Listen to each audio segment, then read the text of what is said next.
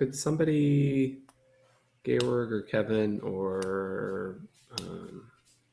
or Kevin, can you kind of watch the admit list Yeah. if I'm kind of all right.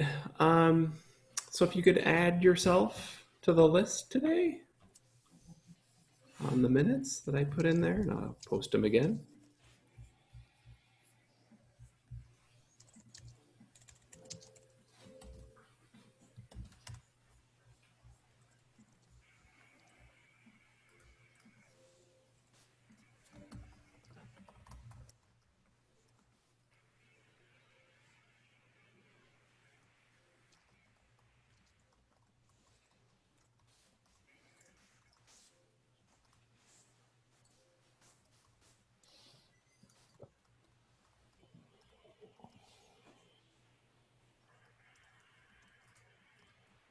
Right. Um, so you'll see in the minutes, I have kind of a few things that I'd like to get through today.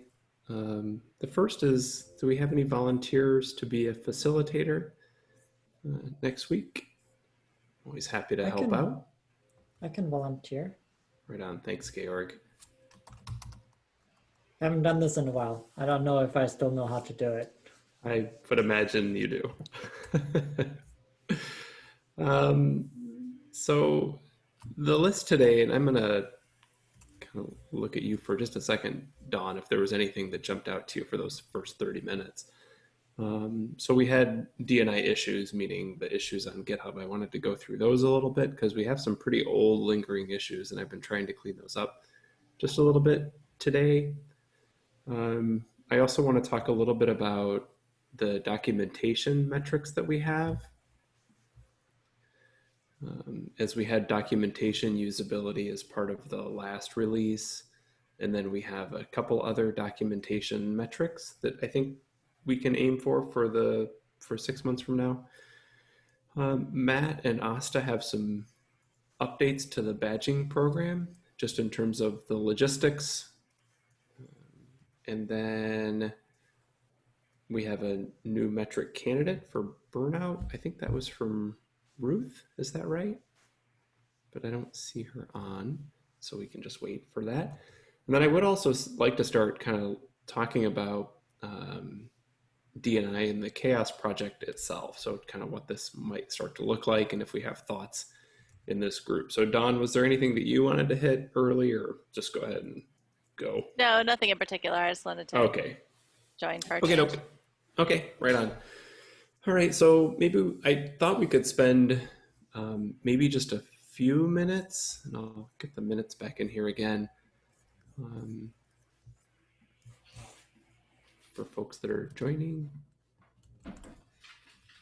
So I thought I'd like to spend just a few minutes. We certainly don't have to spend a long time, but I'd like to start getting our weekly addressing of issues and or pull requests in the DNI working group a little bit more, something we do a little bit more regularly. They seem to be posted and they don't seem to be attended to for long periods of time. So I'd love to start kind of taking a look at those. So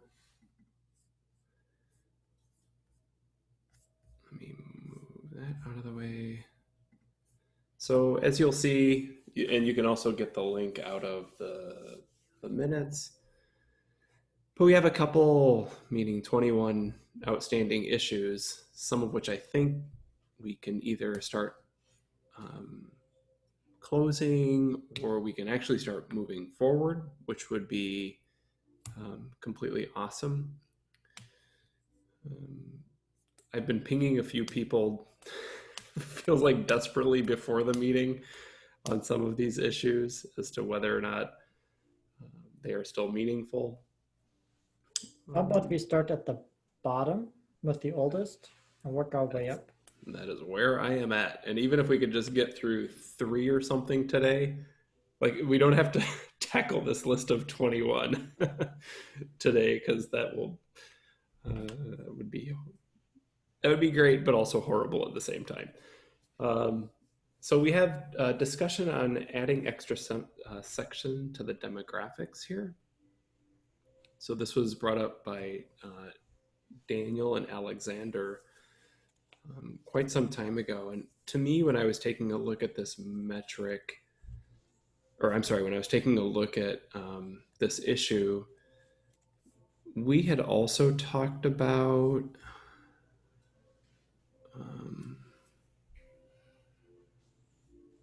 where,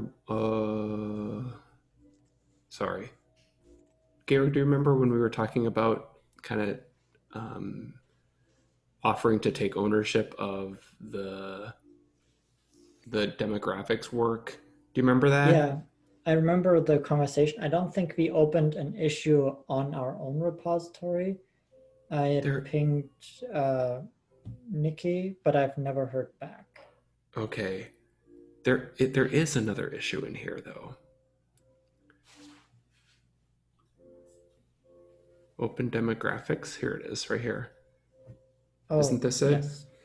Okay, so for those of you that are kind of new to this, Nikki Stevens, is that her name? Has I been believe so, running yes. an open demographics repository. Is that, help me through this a little bit, Georg? So if we look at the open demographics, it's a list of survey questions that can be freely used that try to standardize how we ask for demographic information on surveys specifically. Okay. And it's a great resource, but it hasn't been updated in 2-3 years now. And I've opened issues on the repository and they have not been answered, and I tried to reach out to the maintainer and have not heard back several times. Okay. And so I think that's this issue. Isn't that this about potentially forking that and then maintaining it in the CHAOSS project? And then I think this would ultimately be related to that as well, which is about how we would think about the demographic questions in terms of basically contributing to that work that you had just talked about. So does anybody have thoughts on what we might want to do as the CHAOSS project? So maintaining a list of demographic questions, as Georg had pointed out, is I think super important, so that when people are asking about demographics on their surveys, they have a curated list and a thoughtful list on how to do that. So do we want to simply move forward and fork this and try to maintain it in the CHAOSS project? That seems not quite right.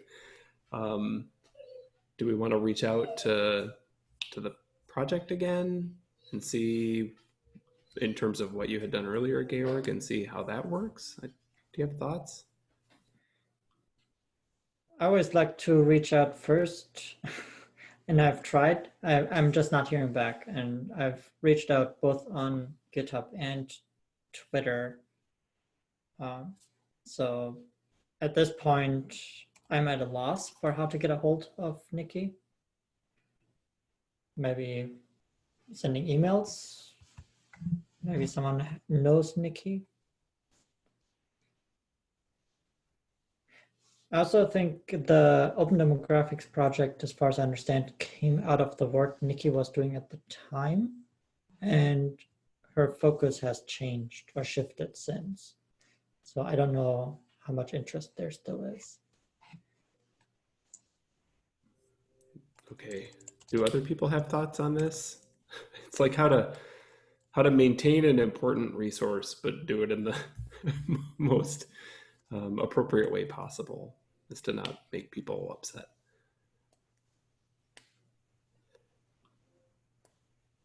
Maybe I could reach out to Emma. What do you think of that? Could try that. Yeah, we can try. Okay. All right. Can somebody jot that down in the notes? for me as an action item for me.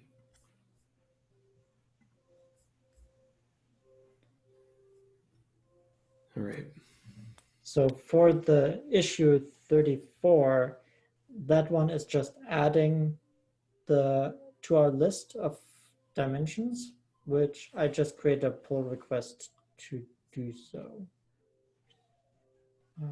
The pull request is 312. Okay. Linking them right now, so it should show up.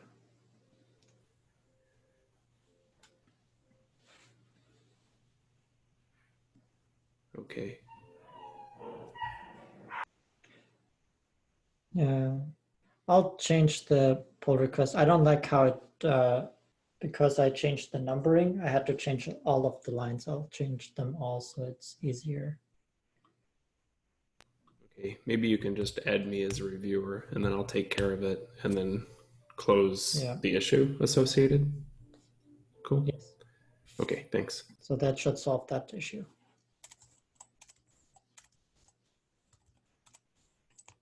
All right, the next issue, so 58, I was going through this one.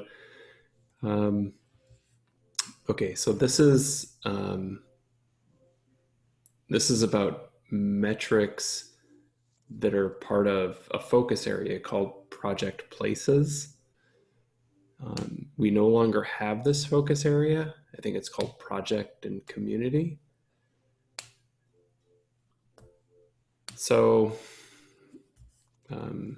there was a ping a long time ago. What are you thoughts on how to move this forward? Should I ping Anita again?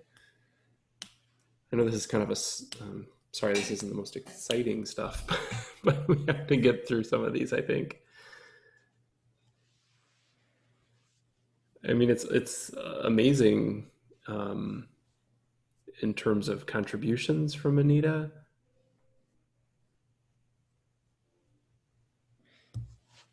I think we can ping Anita, ask her about it. Okay. I mean, we may have to point to, because this is, so if you look at the spreadsheet here, project and community, they used to be project places. And these are kind of what we have here. So I don't know if this issue is in relation to everything on this list. I'm sorry, were you looking at that list, Georg? I'm I have you over here, and then I'm looking at the issue on my main screen. Okay. I'm trying to wrap my head around what this issue is right now, because project places is not a metric, it's a focus area. And I think what Anita is suggesting is a metric that is built using the gender MAC heuristic.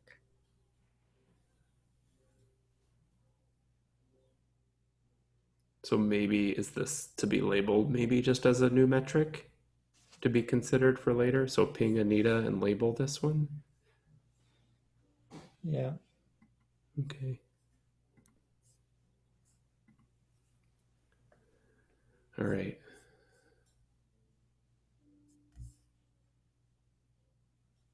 Oh.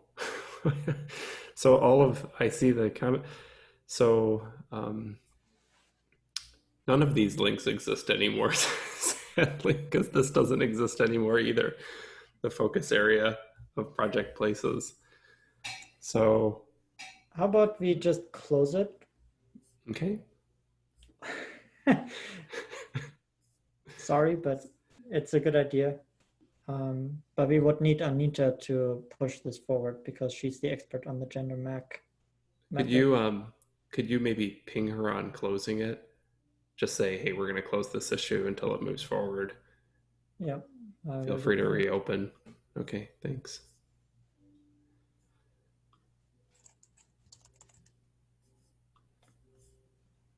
Oh, there's discovery work being done in real time. Awesome. All right.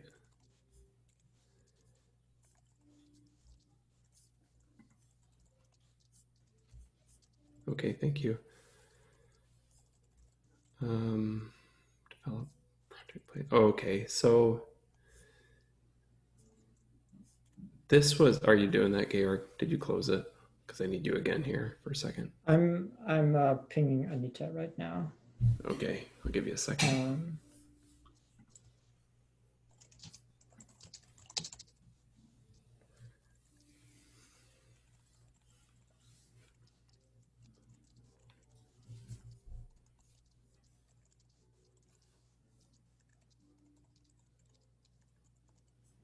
Okay, we can close the issue. Thank you. Okay, it's done. Yes, next one. Thank you. So the This is next our one third was. one. Then reach our goal of 3. Then we'll be done. So this one is about documentation. So for a lot of people, we had talked about documentation kind of at this highest level as a metric. And what we realized when we started talking about documentation was that there are a whole variety of different ways that we need to think about documentation. And so there was a release of a metric that was called documentation usability in this last round. There are also 2 other metrics, documentation discoverability and documentation accessibility, that we are working on, I would hope for, as part of the next release, right? So we had kind of taken this broad concept of documentation and realized that it was far too much to pack into a single metric, and it might be more sensible to kind of look at this across 3 different metrics. And I think there was even a comment in last week's about, I think it might have been Errol who had brought up documentation, like timeliness. Do you remember this? When you had talked about the how long it takes to read, which I think would probably fit it kind of in this world that we're talking about as well. So we probably want to add that.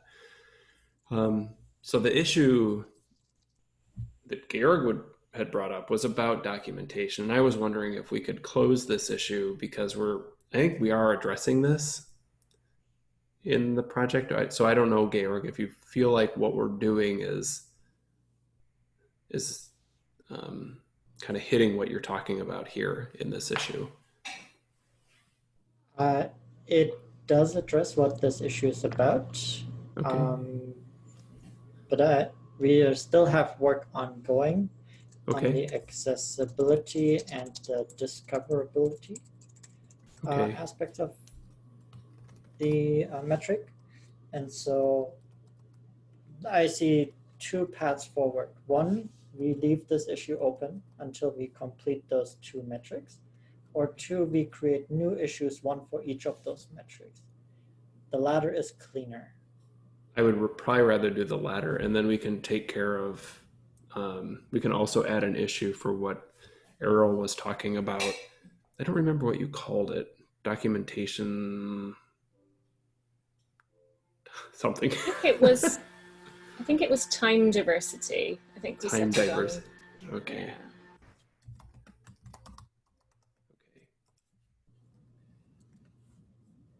So I do like that, Georg, to add. Well, wait, then if we add 3 issues, we've only removed 1, then this whole exercise is. We removed old ones, but we Okay. have more actionable, issues approve. that we can close sooner.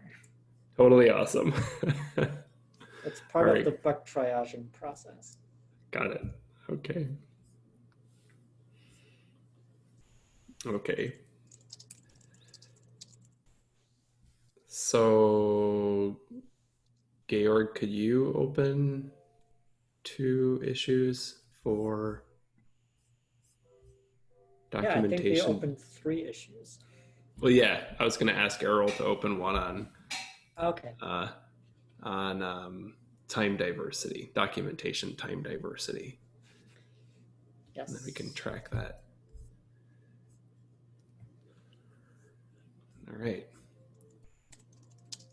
And so Okay, so once those are created, we can close this one as linked to those other three. Yep. Okay, right on. Cool. All right. So I'll take solace in the fact that we're down to 20 issues for the moment. And all right. Well, thank you. That was great.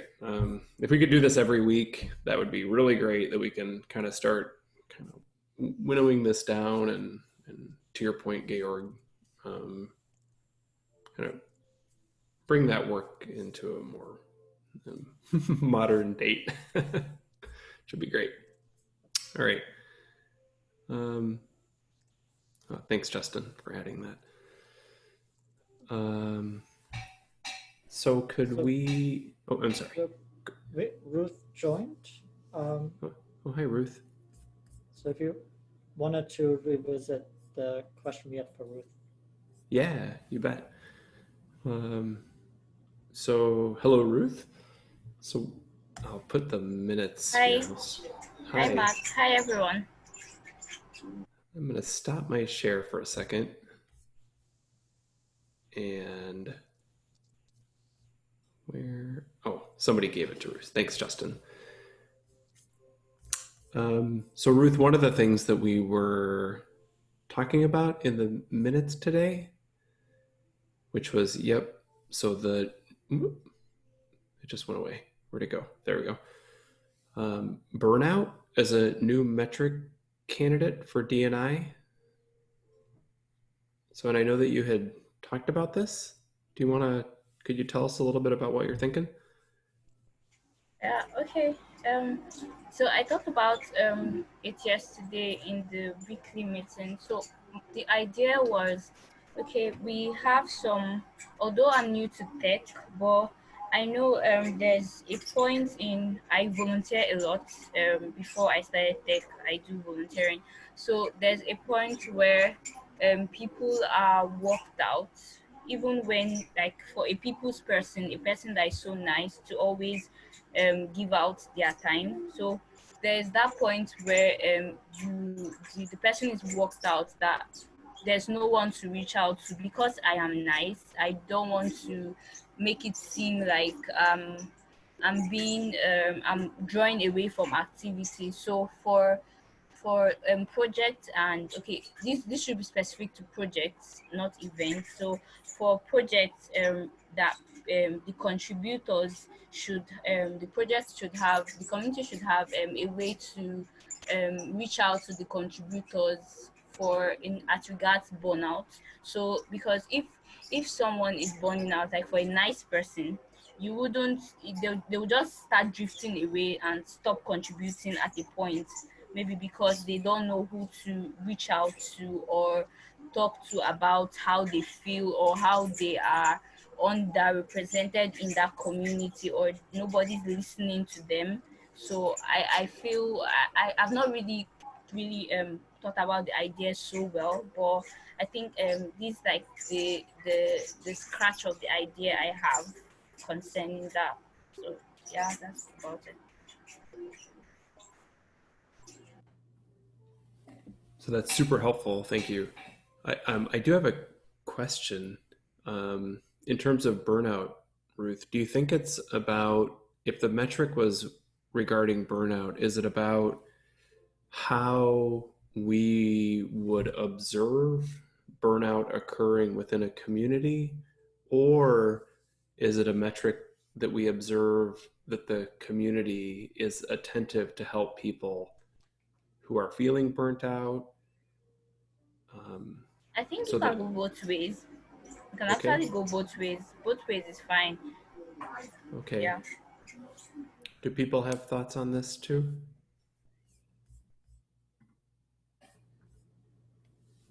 I think there's also an element of trying to measure things that are indicative of, I guess, an environment where people are starting to feel burned out. So, like, are there maybe leading indicators that might be really interesting? Okay. Sorry, we're having a massive thunderstorm. I don't know if you can hear that. It's really loud here. I think it was hot yesterday and thunderstorms today. It's It's still hot. It's like 33 degrees, so like you live it. 90-ish. It's like you're living in the Midwest. Yeah, totally. All right. Sorry, I Okay. tried raising my hand, but yeah, so I have a new OS and the icons are not showing up. So I guess my hand is raised. I'm sorry to jump in. So burnouts are very, very tricky because sometimes a person is in burnout and they don't take a back seat and they don't necessarily realize they're not being nice anymore. So I think if we're going to start taking the angle of the word I like to use is mental hygiene, then I think it helps to also consider, are there certain questions that could be made available to allow people to identify if they are in burnout? There would be like, when I go to my doctor, he gives me this questionnaire to tell me if I have depression, for instance. So we don't need something that is like what mental health related things you need to explore, but rather if you are in your usual, or if you're if you've been under stress for too long and you're not able to step back, because stepping back is a community priority if you're not in the right headspace. And a personal, of course, personal one too. So yeah, I'm gonna step back. No, that's fair. Burnout, yeah. And Errol has posted as well, and Justin. Um, Justin or Errol, do you want to talk about what you put in the chat, or I could try to summarize? Yeah, I could probably chat a little bit on at least what I'm thinking about when I think of burnout. So from some of my experience working in what I would call non-software parts of open source communities, often I see people, like one thing that was interesting in the Fedora project was we learned that on average, volunteer contributors participate for 3 months, and then the majority of those people would drop off after 3 months, which we don't really have data on why they do that, but it just invites all these interesting questions. And to me, I see it in those non-engineering, non-software teams, usually because they're volunteer teams where people are actually doing a huge amount of work, but that work is poorly understood or not very visible in the upper part, like in the upper parts of the project. Usually community management work in my experience, but it can also be technical things. It's not exclusively community work. Cool. So for me, I always think like one of the things about measuring burnout is usually if there's a feeling of burnout in a community, I can usually hypothesize that there's some aspect of work that's either poorly documented or poorly understood by the rest of the community. So I think in some way you can measure it, but in order to measure it, you have to measure what you're not measuring yet. So I guess it's kind of a chicken and egg, but that's just my thought. Cool.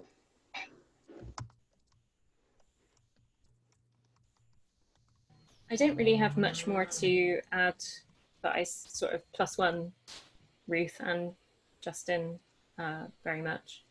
But yeah, Okay. the only thing I shared that I kind of didn't, that is really around a metric, it sounded super icky and gross in my head when I wanted it, but I do want it, and I would love to try and unpick that for myself. But I would be really interested in projects if they know that they've had cases of burnout, if they indicate that people have burned out and that they were kind of like upfront about that number. It kind of would not, I was kind of thinking maybe that would help me understand whether or not I wanted to contribute to the project or not. But also it kind of gives a signal of like that they are willing to have the conversation and at the very least doing something about it.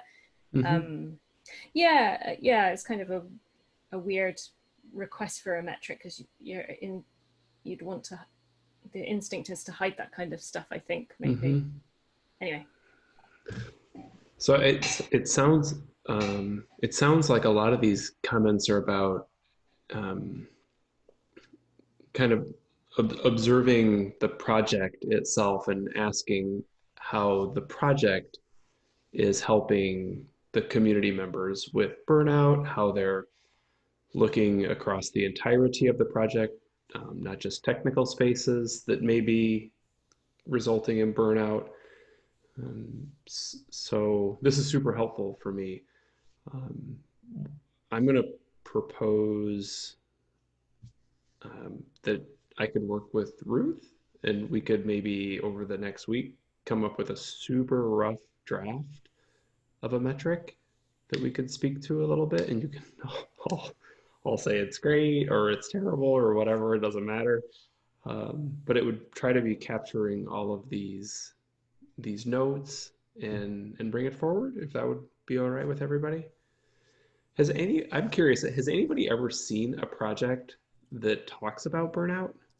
Have you ever been part of a project that has like provided a outlet to talk about burnout or documentation around burnout? Justin, you have, or you have a question? Oh yeah, I have. Okay. Usually informal. Usually it would be in in-person events at conferences and like hallway track. Sometimes Gotcha. I've done like imposter syndrome workshops and privilege walks at open source conferences, but I think it happens a lot of times just in a conference track or a hallway track, just in conversation. Okay. But not anything that's necessarily explicit on the kind of the front-facing documentation of a project. Is that right? Yeah, no, I haven't seen anything. Okay. Okay.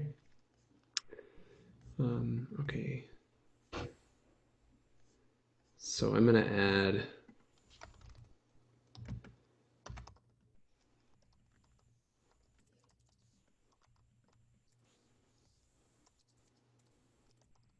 thank you.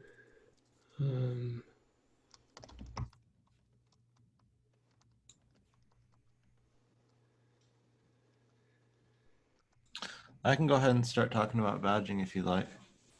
Yeah, hold on. I have one other.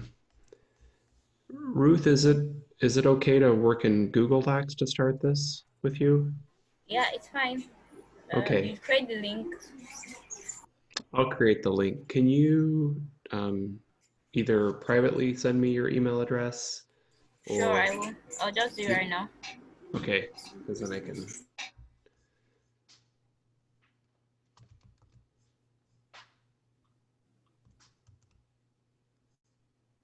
All right. Great. Thank you. Yeah, Matt, fire away. Yeah. I feel like I've become the guy who just talks about badging, but I'm here to talk about badging for a little bit. So I guess we have changed a lot of things with the workflow. Asta and I have been working on this workflow pretty much nonstop for a while, and we've got kind of some changes to the workflow that you'll see in the second pilot testing, probably in launch. One of them is that the pull request idea that you create a pull request with information. You have to edit a line in the table, things like that is now on the CHAOSS website, and it is automated for the most part. I'm going to do a demo of the web form real quick. Can I share I need a co-host for someone. Sorry. And we've been putting together a form that you can kind of fill out. I've got it pre-filled out here. Kevin, can you make him co-host? Oh yeah, Kevin. Thank you. So I've got, let's see, this is the right screen, I think. And this is the form for which you fill out. It provides a little bit of information. This isn't the final version for the next pilot testing, but it's something that I wanted to show off for a little bit. Can you make it a little bigger? Yeah, I can zoom in. That would probably help. Thanks. So basically, it's the same thing as if you created a pull request, but it goes to an issue instead. and it has, like you put the event name, link to the website, and then all of the metrics information you kind of fill out with some testaments to how you commit or don't commit to the diversity and inclusion in your event. So we've got all these, I got all these filled out already with kind of a mock event. So if you click submit, it will take you to an issue that's kind of prefabricated with that information. Can you make it bigger again? Yeah. Yeah, I can zoom in. So Yeah. it creates an issue that's got this information in it. And then you just submit a new issue. Looks like we had a formatting error on this one, but generally it creates the entire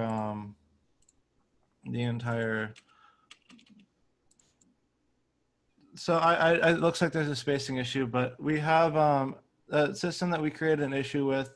We plan to have some bots that kind of assign a pinning badge. The workflow is, the fine details are still being worked out, but the bot is going to be put together in that space where it will reply to you, and it will generate checklists for the reviewers.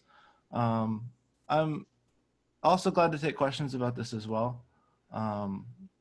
And the review checklist is going to be provided automatically. They fill it out, and then it creates a percentage, which is also a new feature, that you have to have a certain percentage of these metrics with a positive review, and then it will come back and give you a badge based on that. And our new percentage rating is 40% for pending, I think 60% for silver and 80% for gold. So that there's kind of a low bar for entry, but there's a high requirement to getting a gold badge. And I'm glad to take any questions too. So so right now the process would be somebody comes to the form that you had just showed to request a badge. It shows up as an issue in badging, in the badging repo. Yeah. A person will assign reviewers to that.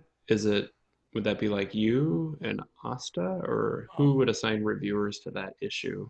Also, you should probably talk about that one because you're working on a system for maybe automatic assignment. Right now, like, it's more likely that the issue assignments would be done manually. I'm working on something which could make that more unbiased, but since we'll be like randomly assigning the viewers, so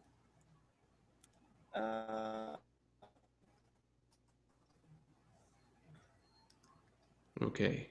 Yeah, and we've got the bot we got built right now is through Probot, and I believe it uses the GitHub API for a lot of its information exchange too. We've got a lot of things built up at this. Or mostly Asta has got a lot of things built up at this point that are going to be really cool for that second pilot test, I think. Cool. Justin, you had a comment? Yeah.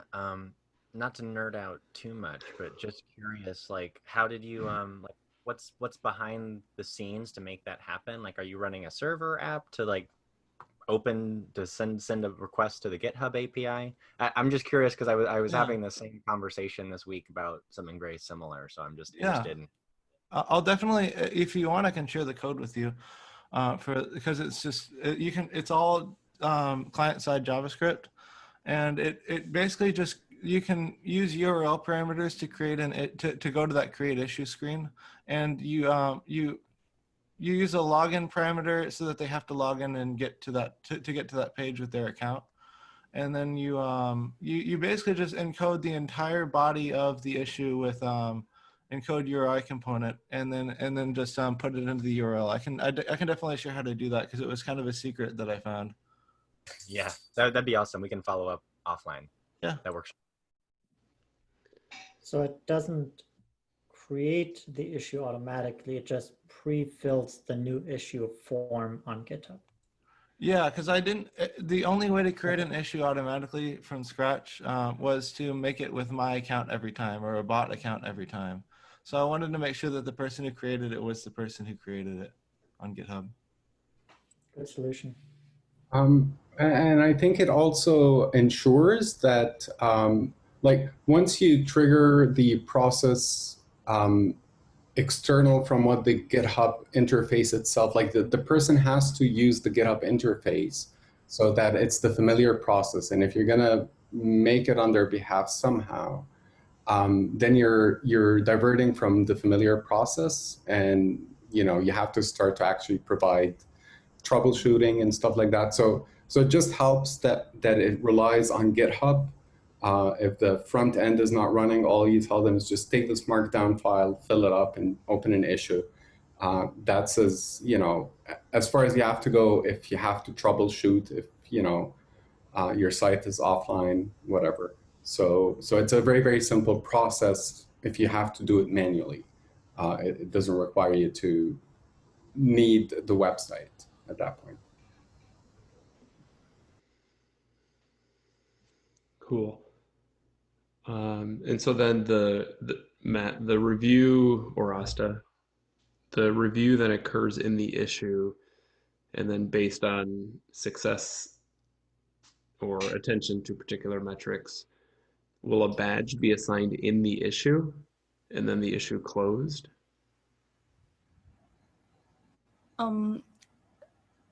Like Matt has suggested to use the labels for like related to certain badges. So I'm exploring that idea right now, but it's not something which is in the code right as of now. Okay. So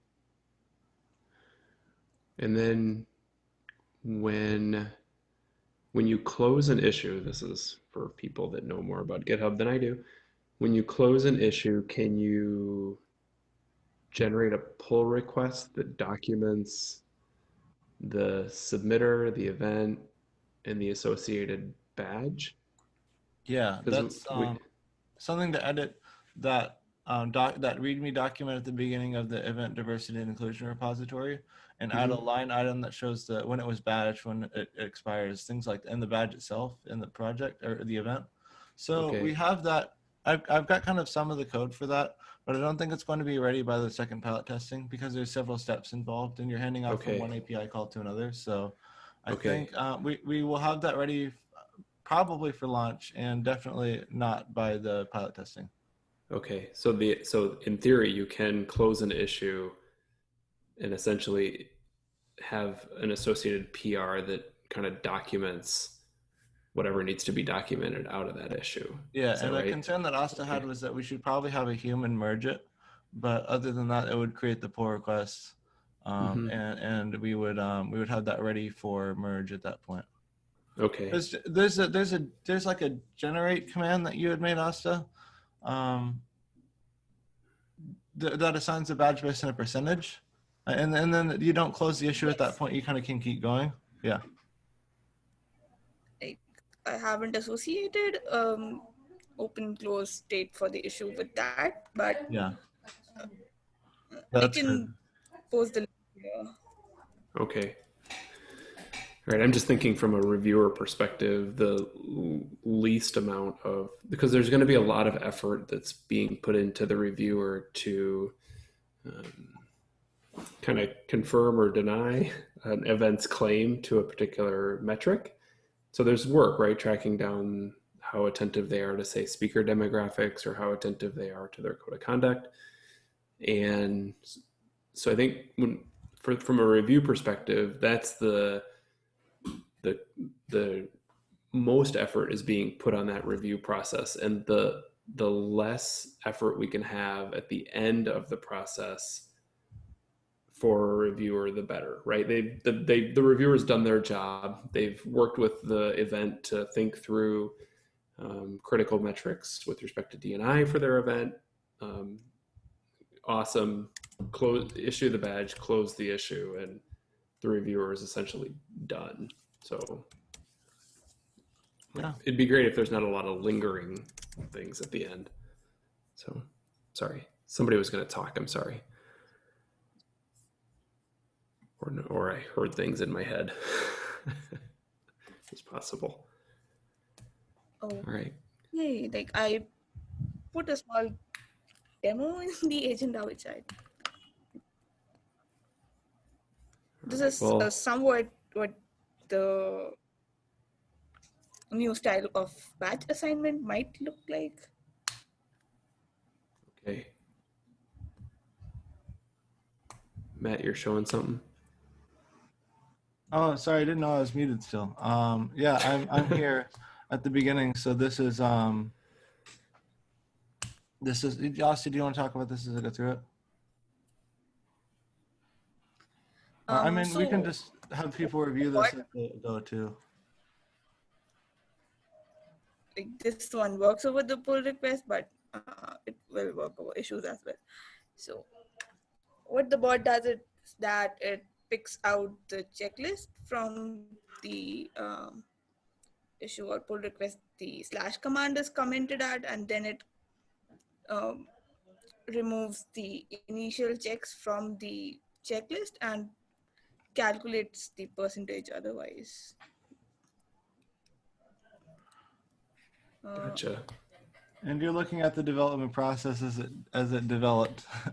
As we're going on, this is one that expresses the percentage and number of reviewers that reviewed it. So Okay. the minimum is 2 right now. Okay.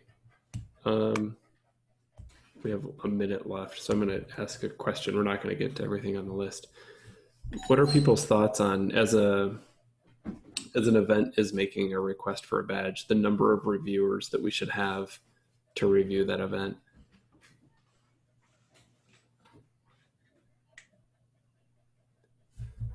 It's just a pure number issue. 2+ from Justin. All right. Other people have thoughts on that?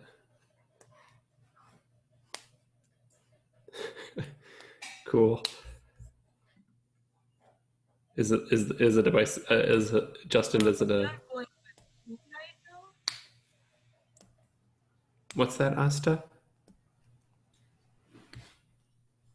Like we are going with the count of 2 reviewers right now. Okay. Okay. It seems like from Errol and Justin, and I think 2 is a great idea as well. Just want to make sure everybody's kind of on the same page. That's all. Cool. All right. I will check that out. Justin, thanks for the link. Oh, okay. Cool. You should check out that link that Justin just provided. All right, folks. Well, we're not going to make it through everything. We're 1 minute over. I will see you next week, and we'll have some other things to bring and talk about next week. I really appreciate everybody's time and feedback. It's very, very helpful. Thank you. Thank you. Have a good day. Bye. Thank you all. Have a good time. Bye. Everyone.